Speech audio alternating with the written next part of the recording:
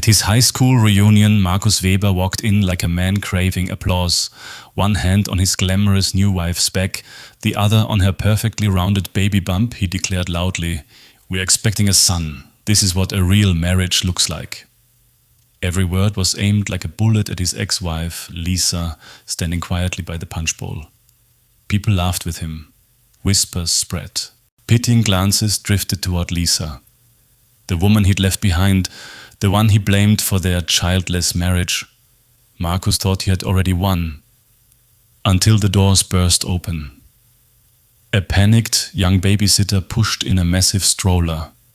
Not just any stroller, but a quadruple stroller. 4 toddlers, identical except for their colorful hats, munched happily on cookies. "Sorry, their mother is stuck in traffic," the babysitter gasped. "She told me to bring them to their father." "Markus Weber?" The entire room froze. Markus went pale. That must be a mistake." The babysitter held up a photo. Markus and Lisa on their wedding day. Gasps, stares, silence swallowing the room whole. One of the toddlers reached out and squealed, "Dad!" Markus's knees nearly buckled. It felt like the floor disappeared beneath him. Then the restroom door opened, and Lisa stepped out, exhausted, calm, holding a truth she'd carried alone for 13 months.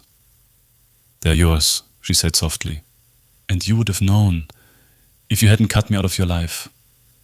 The crowd stared at him, horrified. His new wife stepped back, tears streaming. "You told me she was infertile." Lisa shook her head. "No, he just wasn't ready to grow up." Markus collapsed into a chair as his perfectly curated life crumbled around him. And for the first time in years, he felt the weight of everything he'd thrown away.